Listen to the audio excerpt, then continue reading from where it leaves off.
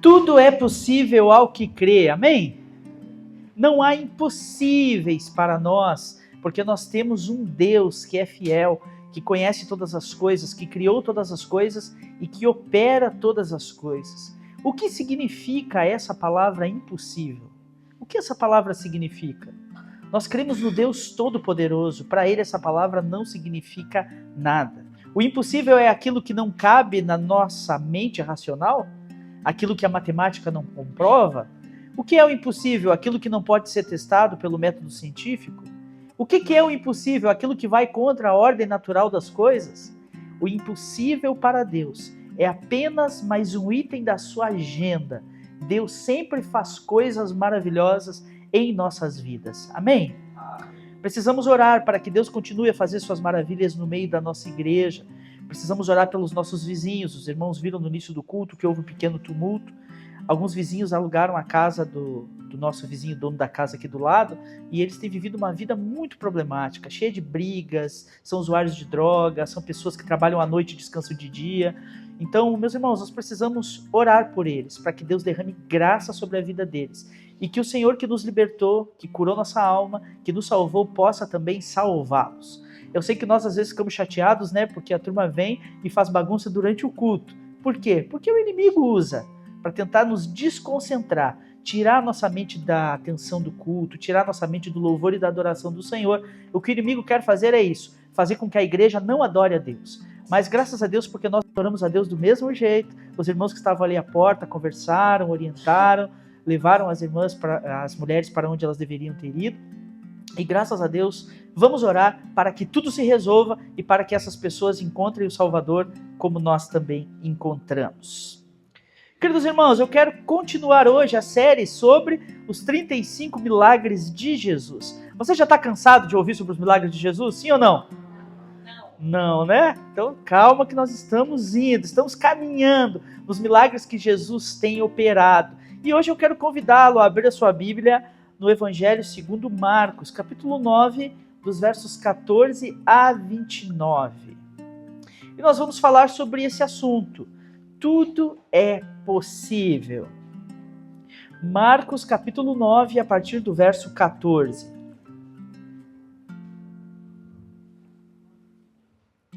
E leremos até o verso 29. Marcos capítulo 9, de 14 a 29.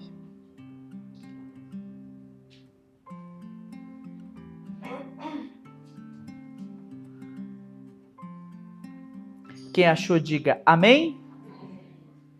Diz assim a palavra do Senhor. Ao voltarem para juntos dos outros discípulos, viram que estavam cercados por uma grande multidão e que alguns mestres da lei discutiam com eles. Quando a multidão viu Jesus, ficou muito admirada e correu para cumprimentá-lo. Sobre o que discutem? Perguntou Jesus. Um dos homens da multidão respondeu: Mestre, eu lhe trouxe meu filho, que está possuído por um espírito imundo, e não o deixa falar. Sempre que o espírito se apodera dele, joga-o no chão e ele espuma pela boca, arranja os dentes e fica rígido. Pedi a seus discípulos que expulsassem o espírito imundo, mas eles não conseguiram. Jesus lhe disse: Geração incrédula, até quando estarei com vocês? Até quando terei que suportá-los? Tragam o menino para cá. Então o trouxeram. Quando o espírito impuro viu Jesus, causou uma convulsão intensa no menino, e ele caiu no chão, contorcendo-se e espumando pela boca. Jesus perguntou ao pai do menino: há quanto tempo isso acontece com ele? Desde que ele era pequeno, respondeu o pai. Muitas vezes o espírito o lança no fogo ou na água e tenta matá-lo.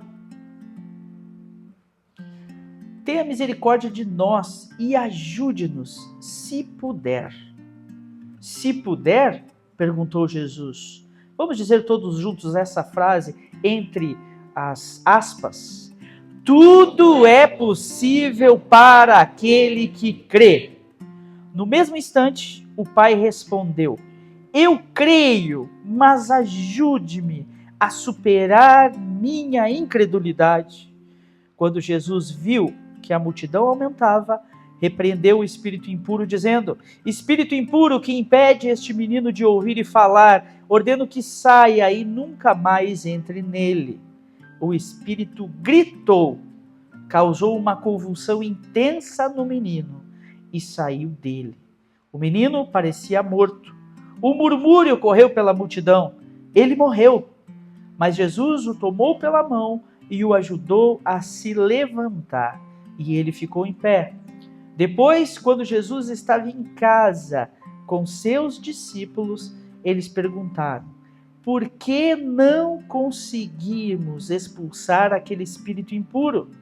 Jesus respondeu: essa espécie só sai com jejum e oração. Louvado seja Deus pela sua palavra. Mais uma vez, Jesus opera um daqueles milagres impressionantes, milagres maravilhosos, milagres muito diferentes, que nós olhamos e pensamos: puxa vida, como Jesus pode ter tanta autoridade a ponto de submeter tantos espíritos malignos? O texto nos diz que os discípulos de Jesus estavam separados. Jesus havia chamado um grupo em particular, aqueles discípulos que eram mais próximos a ele, Pedro, Tiago e João, para subirem ao monte com Jesus e orarem. A tradição nos diz que esse monte provavelmente é o Monte Tabor, um monte que dista 7 quilômetros da cidade de Jerusalém, da região da Galileia. Então, Jesus subiu com esses 3 discípulos queridos ao monte para orar. E o texto de Marcos, capítulo 9, o início do capítulo, e também os textos de Mateus 17 e Lucas, também capítulo 9, nos narram que naquele monte aconteceu algo maravilhoso. Jesus falou para os seus discípulos orarem, foi mais adiante para orar sozinho, e enquanto Jesus orava, os discípulos olharam para ele e viram que as roupas de Jesus ficavam brancas, resplandecentes, iluminadas, como nenhum lavador de roupa poderia deixar. Roupas claríssimas. Eles começaram a ver que o rosto de Jesus resplandecia, e a Bíblia chama isso de a transfiguração. Por um minuto, Jesus recebeu de novo daquela glória da qual tinha se esvaziado, segundo nos ensina Filipenses capítulo 2, que quando ele encarnou e se tornou um ser humano como nós, ele se esvaziou da sua glória. Mas parece que por alguns minutos, Jesus reteve a sua glória e os discípulos ficaram impressionados com aquilo que viram. E de repente, aos olhos dos discípulos, eles veem 2 homens se aproximando de Jesus, igualmente resplandecentes, igualmente gloriosos. E eles distinguem que é Moisés e Elias. Moisés, o representante da lei, e Elias, o representante dos profetas, o maior de todos os profetas. E eles ali conversam com Jesus. E os discípulos, vendo aquela cena maravilhosa, ficam boquiabertos. E o texto da Bíblia diz que eles caem no chão, com os rostos em terra, como quem diz: o que é isso? Nós estamos tendo uma visão fora do comum, uma visão sobrenatural, uma visão extremamente maravilhosa. Então, vendo aquela cena, os discípulos veem uma nuvem de glória cobrir o lugar e uma voz do céu que diz: este é meu filho amado, ouçam-no. Ouçam o que ele está falando. Então, pouco a pouco, aquela nuvem vai se dissipando, os homens que ali estavam conversando com Jesus somem, e Jesus volta ao seu estado normal, e os discípulos ficam extasiados com aquilo e dizem: Jesus, Pedro, a boca dos discípulos, diz: Jesus, tem uma ideia, vamos fazer aqui 3 cabanas, uma em sua homenagem, onde nós vamos morar com o Senhor, e outra para Elias e outra para Moisés, e nunca mais vamos descer desse monte. Vamos ficar aqui sentindo essa presença gloriosa de Deus, vivendo esse tempo de consagração, sentindo o poder de Deus agindo, essa atmosfera gloriosa. Senhor, vamos morar nesse monte. Mas o Senhor Jesus explica aos seus discípulos que aquela conversa que ele tinha tido com Moisés e com Elias tinha a ver com o cumprimento da sua missão. Porque descendo do Monte Tabor, Jesus Cristo começaria sua peregrinação até Jerusalém, onde seria entregue pelos guardas do templo aos sumos sacerdotes, julgado, entregue a Herodes, Pilatos, e depois morto, crucificado, em favor dos nossos pecados. E Jesus estava ali fazendo a preparação final do seu espírito para o cumprimento da parte mais importante da sua missão. Então veja, o início do capítulo 9 nos diz que Jesus viveu essa experiência.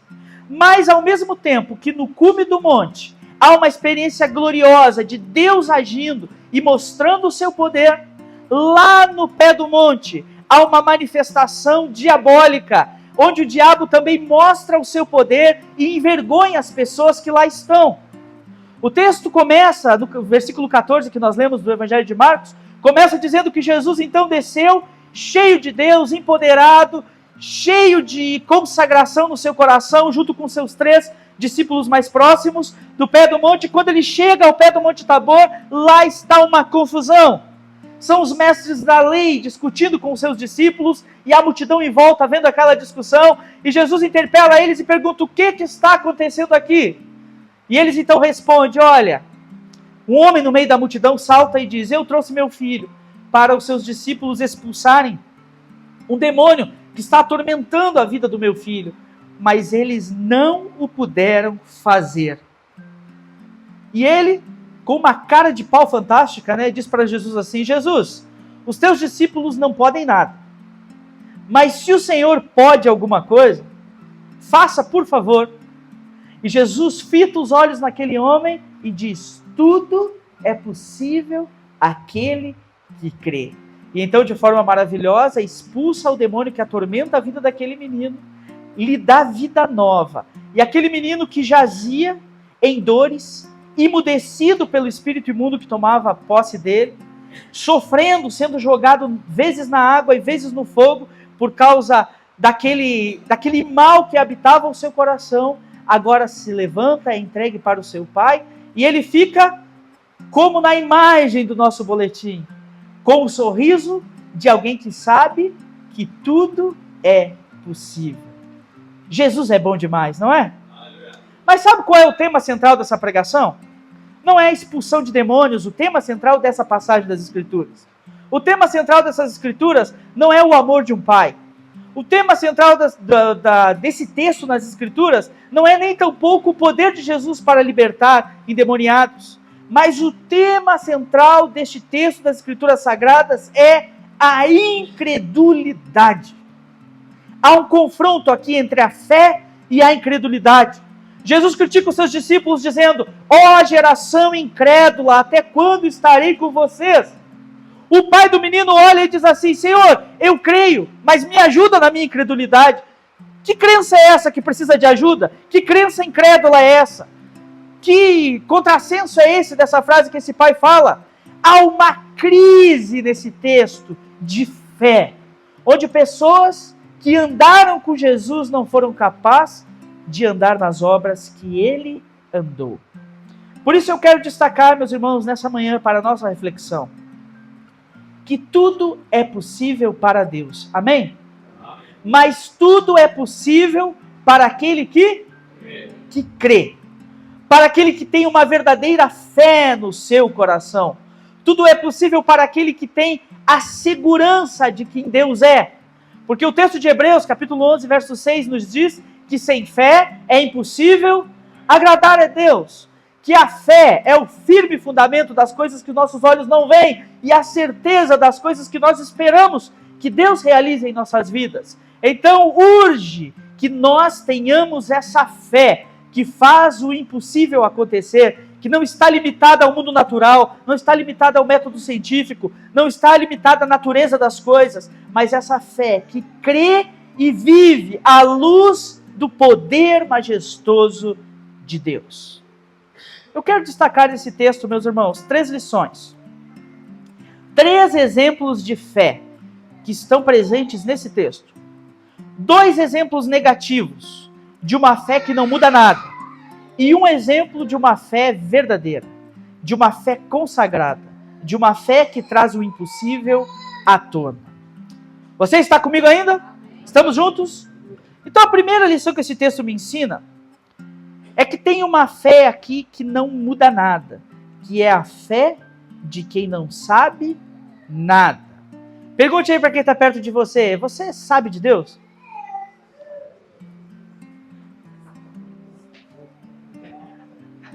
O pai daquele menino tem uma fé, não tem? Ele tem uma fé. Por quê? Porque ele olha para o seu filho, vê os sintomas que ele tem, percebe que aquele menino tem uma dificuldade muito grande. Certamente, como um pai, ele deve ter tentado todos os meios naturais para que aquele menino se livrasse das suas convulsões, das suas crises, da sua mudez, dos seus estereótipos. Aquele pai certamente tentou o que era possível. E chegou a um ponto que ele olhou para o seu filho e falou: isso é espiritual, não tem solução. Não adianta investir dinheiro, não adianta chamar médicos, não adianta dar remédios, nada disso está resolvendo. Ele tem um problema espiritual. Então veja, que esse pai tinha uma fé, ele cria que havia um mundo espiritual, cria que havia um Deus, e mais, ele havia ouvido falar de Jesus, e ele saiu do lugar onde ele estava, ouvindo que Jesus estava perto do Monte Tabor, e foi até onde Jesus estava. Então veja que ele tinha uma fé, uma consciência do mundo espiritual, e ele tinha também uma fé que fazia-o crer que Jesus era poderoso. E ele então sai do seu lugar e vai até onde Jesus está, porque ele crê que se Jesus tocar no filho dele, se Jesus derramar uma palavra, se Jesus agir na vida do filho dele, o filho dele vai ser curado. No entanto, embora esse homem tenha uma fé, a fé dele é ineficaz para fazer o impossível na vida do filho dele. Porque ela é uma fé que não sabe quem Deus é. É uma fé que não sabe o que Deus faz. É uma fé que não sabe como orar. É uma fé que não sabe como repreender a ação do mal. É uma fé que não sabe o que as Escrituras falam sobre a ação do mal e como ele se comporta. É uma fé incapaz de movê-lo para um comprometimento com Deus a ponto dele poder ser instrumento na libertação do seu próprio filho. Ele tem uma fé, mas uma fé que não faz diferença nenhuma. Por isso que ele usa esse contrassenso, essa aparente contradição quando ele fala com Jesus. Ele diz: Senhor, eu sei que tudo é possível ao que crê. Eu até creio, mas o meu jeito de crer é diferente, Senhor. Eu creio descrendo. Eu creio incrédulo. Eu creio sem saber. Eu tenho uma fé, Senhor, mas eu não sei onde depositar ela, onde colocá-la, eu não sei como aumentá-la, eu não sei como produzi-la, eu não sei como fazer que ela seja eficiente, eu não sei como afiar a minha fé, Senhor. Senhor, eu tenho uma fé, mas a fé na minha mão é como uma faca cega que não serve para nada. A fé na minha mão é como uma tocha apagada que não ilumina coisa nenhuma. Eu tenho uma fé, Senhor, mas a minha fé é incrédula. A verdade é que essa fé que nada sabe sobre Deus, que é ineficaz para trazer os milagres e o impossível de Deus às nossas vidas, está presente no coração de muitas pessoas do nosso tempo. Pessoas que creem, mas não sabem quem Deus verdadeiramente é. Pessoas que estão envolvidas num misticismo tão grande, que não conseguem identificar a Deus no meio de todas as coisas que elas vivem em relação ao mundo espiritual. Pessoas que têm uma fé, mas que têm uma fé que não faz diferença nenhuma. Uma fé que não pode orar, uma fé que não pode falar, uma fé que não pode agir, uma fé envergonhada, pequena, apagada, inútil. São pessoas que vivem apegadas aos patuás, às imagens, vivem apegadas aos rituais de fé, mas no fundo, se fôssemos pesar a fé dessa pessoa numa balança, ela é leve como um balão cheio de hélio, não pesa nada, flutua, uma fé completamente vazia. Talvez haja pessoas aqui essa manhã que têm uma fé vazia. Você sabe que Deus existe, você sabe que Jesus é bom, você sabe que a vida espiritual é algo que vale a pena, mas você não sabe dar razão da sua fé. Você não sabe nem para que lado fica Jerusalém, como eu digo, né? Você não sabe nem a história de como é que foi, o que Deus fez, como Deus age, o que Ele gosta, o que Ele não gosta, a maneira como Deus se comporta, o que Ele espera daqueles que nele creem. Você tem fé, mas a sua fé está vagando. Você está perdido como uma folha no vento. A sua fé não tem substância. Eu quero desafiar você esta manhã, que se você permanecer com essa fé vazia, com essa fé fraca, com essa tocha apagada, com essa faca cega na mão, essa fé não vai lhe ajudar no dia mau. Essa fé não trará o impossível de Deus para a sua vida quando você precisar de um milagre. Mas em segundo lugar, esse texto me ensina que outra fé ineficaz presente nesse texto é a fé de quem sabe, mas não consegue. A fé dos discípulos.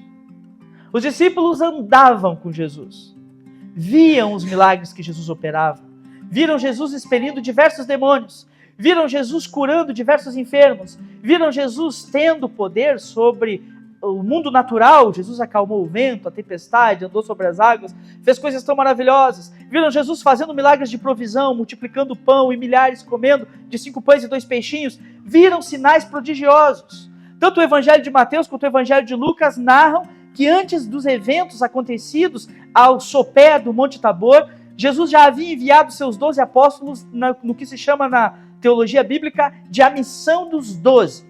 Jesus os havia enviado em duplas para irem para as cidades, preparando o caminho por onde Jesus passaria, anunciando o reino de Deus. E a Bíblia nos diz que esses homens então receberam a autoridade do Senhor e que os próprios discípulos iam de cidade em cidade, expulsando demônios e curando enfermos.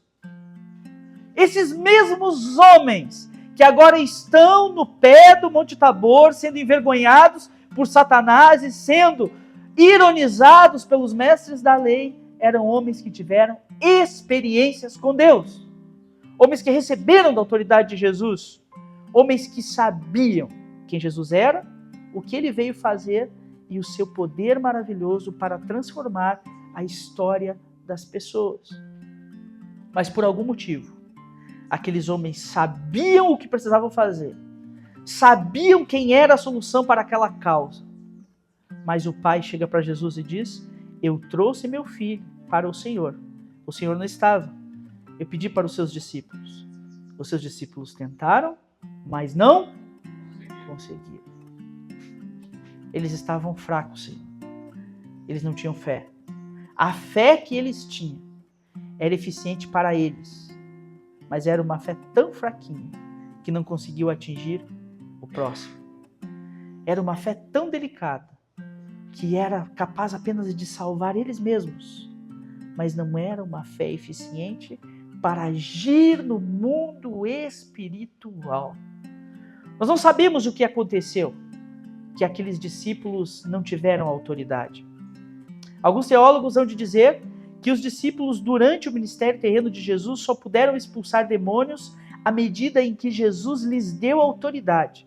E por 2 vezes Jesus os envia em missões. Primeiro, a chamada missão dos 12, da qual eu já referi nesse texto, nessa pregação, e também depois a missão dos 70, quando Jesus, então, autoriza os seus discípulos, coloca o Espírito Santo dentro deles e eles vão, então, e operam os sinais e milagres. E alguns teólogos vão dizer que quando Jesus não lhes autorizava, eles ficavam fracos. Mas eu gosto de pensar que é bem possível que lá estavam o grupo dos 12 apóstolos e mais os discípulos mais próximos do Senhor, no pé do Monte Tabor, e Jesus chega naquele grupo e pergunta assim: Pedro, Tiago e João, venham aqui. Tempo especial para nós. Vocês outros, esperem aqui. Nós vamos subir o monte, vamos passar um dia inteiro lá, uma noite, e no outro dia de manhã a gente volta. E eles foram. E eu fico imaginando o que aqueles 9 apóstolos e mais os outros discípulos ficaram conversando quando Jesus subiu com os 3 no monte. Talvez eles tivessem se olhado e dito assim: puxa vida, o que esses caras têm de especial que nós não temos? Por que Jesus escolheu eles? Por que nós ficamos aqui no pé enquanto eles sobem com Jesus? O que eles são melhores do que nós? E talvez, meus irmãos, tenha entrado no coração daqueles discípulos um sentimento faccioso, um sentimento invejoso, uma visão de crente mesmo, de crente de igreja, que às vezes tem essa coisa de ficar remoendo questões, questiúnculas, problemas, fazendo comparações, vendo quem Jesus ama mais, quem Jesus ama menos, quem Jesus abençoa mais, quem Jesus abençoa menos. E algo contaminou o grupo dos discípulos, a tal ponto que quando aquele pai chega desesperado, eles não têm uma fé operosa. Essa fé que é eficiente para nos salvar. E ponto final, também habita o coração de muitas pessoas no nosso tempo. Uma fé tão pequena que só serve para ela. Não serve para mais nada. Não a capacita para o ministério, não a fortalece para o exercício do ministério, não faz com que ela tenha poder de Deus na sua vida. É uma fé que simplesmente entrou na sua mente e no seu coração, dizendo, agora eu sei quem Jesus é, eu sei o que Ele faz, eu já tive até experiências no meu passado com Ele, já vivi situações com Jesus onde eu ouvi o seu poder maravilhoso, mas agora eu estou calmo, sereno e tranquilo. Agora eu estou no meu cantinho. Agora eu estou em stand-by. Agora eu estou aqui sossegado. Então, a minha fé serve para mim, para minha família, eu fico quietinho no meu canto, resolvo as minhas coisas, mas essa fé não me empodera para fazer diferença no mundo. Meus irmãos, a fé que sabe e não consegue é muito perigosa e ela também não nos ajudará no dia difícil.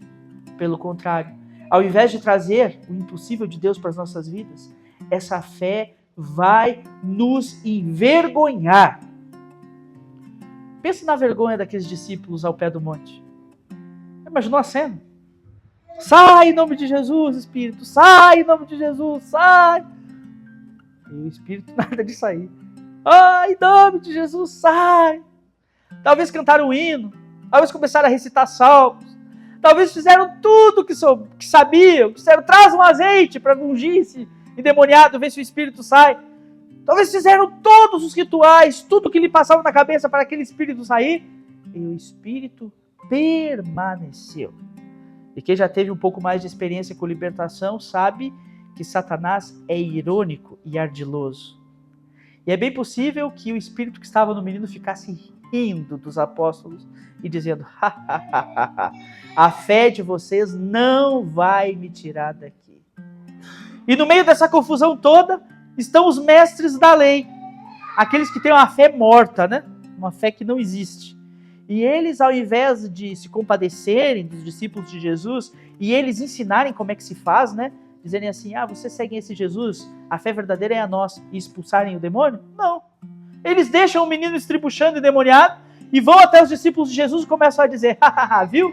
Vocês não são de verdade, vocês não são de acordo com Deus, vocês não conseguem expulsar o espírito imundo. Talvez os discípulos de Jesus tenham olhado para eles e dito, não, mas vocês também não conseguem. Não, mas vocês, então nós estamos no mesmo barco, ninguém aqui é de Deus. Vocês não pertencem a Deus, vocês não seguem Jesus de verdade, vocês não fazem as obras que Jesus faz. E aqueles discípulos são envergonhados diante do Pai, envergonhados pelo inimigo, envergonhados pelos mestres da lei que estão ao redor e os confrontam dizendo, que fé é essa que vocês têm? Que tipo de crente que você é? O que é isso? Você está sempre perto de Jesus e você não consegue fazer nada do que Ele faz. Que história é essa? Que fé é essa que sabe, mas que não consegue? Essa fé não é eficaz. Pelo contrário, ela nos envergonha. Saber sobre Jesus não é suficiente. É preciso algo mais. A última lição que esse texto me ensina, o terceiro tipo de fé. Vimos a fé do Pai, que é a fé que crê, mas não sabe nada. A fé dos discípulos, que é a fé que sabe, mas não consegue. E agora nós temos o exemplo da fé que traz o impossível, da fé que faz diferença, que é a fé de quem está em profunda consagração. Olhe para quem está perto de você e diga assim, consagre sua vida. Os seus discípulos que estavam no pé do monte, através da chegada de Jesus. Que bom que Jesus chegou naquela hora, que não permitiu que os seus discípulos, com aquela fé que não era eficiente, fossem completamente envergonhados. Jesus, quando chega, vê a confusão, pergunta o que está acontecendo, por que vocês estão discutindo. Então o pai salta no meio da multidão e diz assim, Senhor, eu trouxe meu filho para os seus discípulos, eles não conseguiram. Senhor, eu não consegui, tentei em casa, não consegui. A minha fé não tem peso suficiente para trazer o impossível para a vida do meu filho. Trouxe para os seus discípulos aí usaram todos os métodos, usaram tudo que eles sabiam, mas não conseguiram. Senhor, será que o Senhor pode fazer alguma coisa? Jesus estava um dia e uma noite com seus discípulos orando no monte, transfigurado pela graça de Deus, no meio da nuvem de glória, conversando com Moisés e Elias. cheio de poder e graça. Ele e os 3 vêm descendo daquele monte como quem vem flutuando, pisando nas nuvens, cheio do poder de Deus. E é bem possível que alguém que está aqui já tenha ido num congresso, não é? Congresso de 2, 3 dias. Primeiro dia, né? Primeiro culto, está todo mundo assim, batendo palma, olhando o que está acontecendo no congresso. No último dia do congresso, nós estamos que nem os 3 discípulos que estavam com Jesus no monte, né? Vamos fazer 3 tendas e morar aqui nesse lugar. Nós estamos quebrantados diante de Deus, cheios da presença do Senhor. Nós não queremos sair daquele lugar. Nós estamos derramados, adorando a Deus, ministrados pela palavra. A gente chora. O Espírito Santo trabalhou na nossa vida porque nós demos a Ele tempo, demos a Ele ocasião, demos a Ele possibilidade para que Ele falasse conosco. E assim vinha Jesus e seus discípulos, cheios de Deus. E quanto problema clínico? Era um problema espiritual. E me chama a atenção no texto que enquanto aquele menino está no chão estribuchando, Jesus conversa com o pai.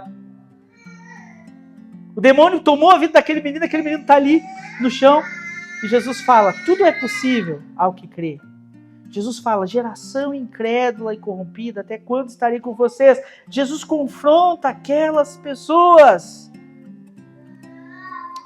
Jesus então olha para aquele menino e o liberta. Aquele espírito que emudecia o menino, na hora que é expulso da vida dele, grita, ah! E sai.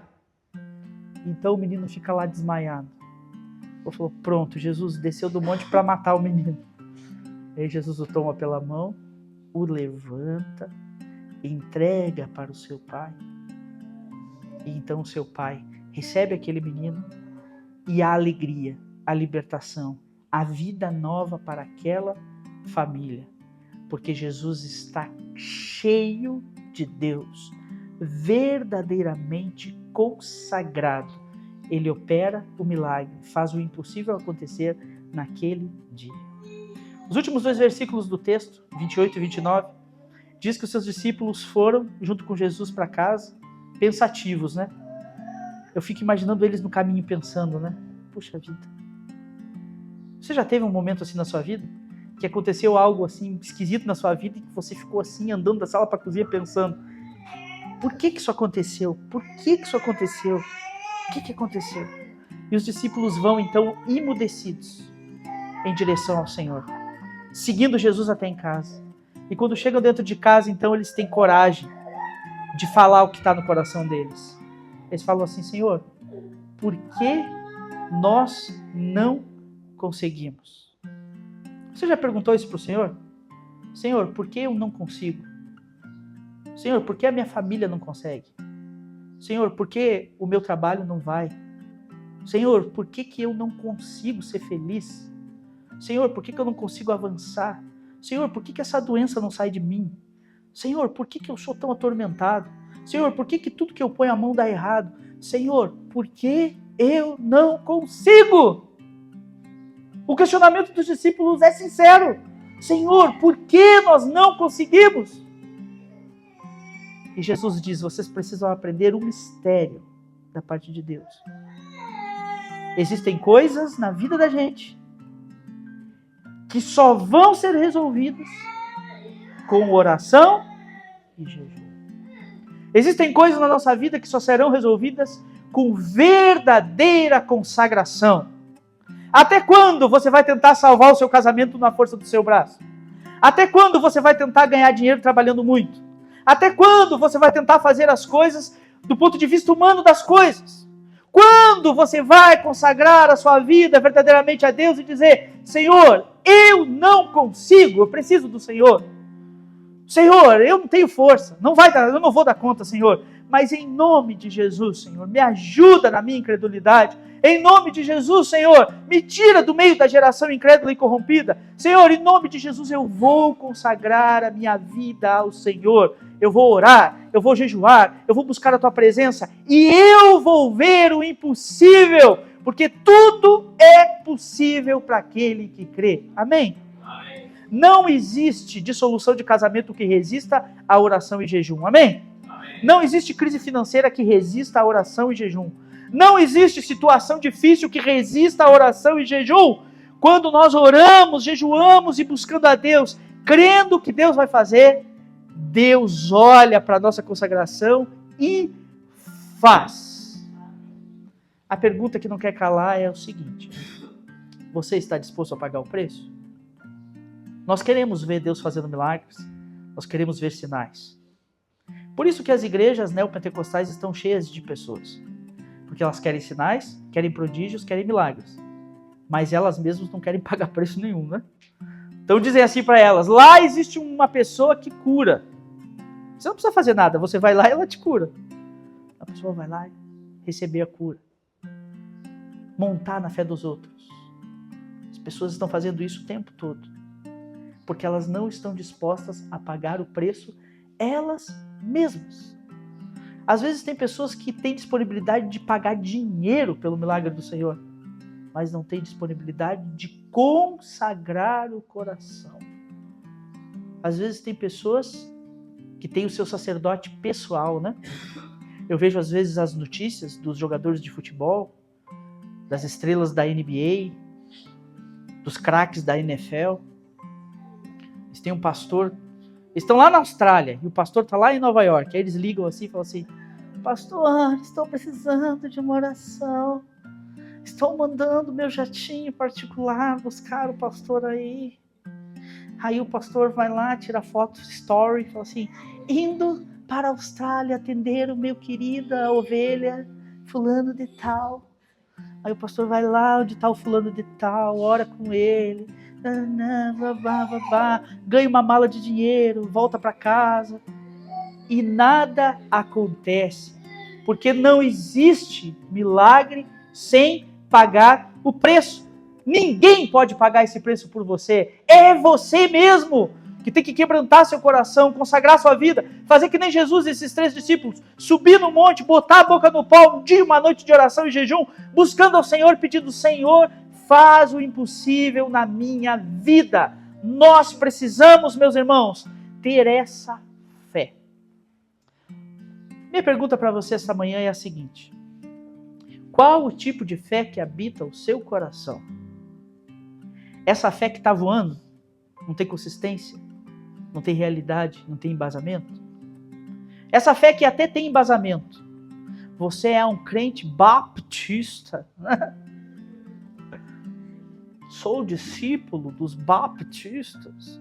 Porque o William Carey, William Buckbegbie, quando chegou no Brasil, sabe tudo. Mas a fé não funciona. Não tem fundamento. Ou você de fato tem consagrado a sua vida ao Senhor. O meu desafio para vocês hoje é: saiam do lugar comum e consagrem suas vidas ao Senhor. Eu estou brigando com a igreja de Santa Teresinha. Eles estão no processo de sucessão pastoral. Eu tenho falado para eles: vocês precisam dobrar o joelho e orar. Vocês precisam jejuar, vocês precisam consagrar, vocês precisam buscar a Deus. Para que venha um bom pastor para a igreja, que cuide das ovelhas com amor, que trabalhe com graça.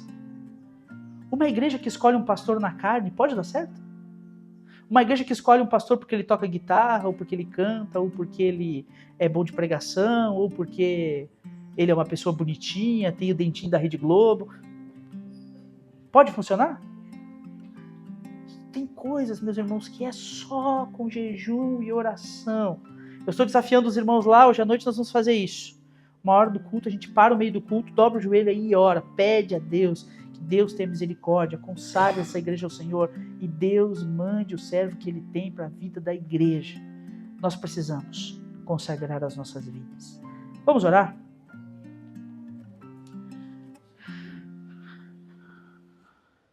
Senhor Jesus, muito obrigado pela Tua palavra.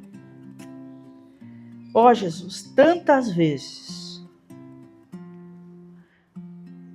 nós estamos com a fé enfraquecida. Talvez alguns de nós aqui, Senhor, ao sondarem seus corações, veem dentro de si a fé do pai do jovem lunático. A fé que crê, mas que é incrédula.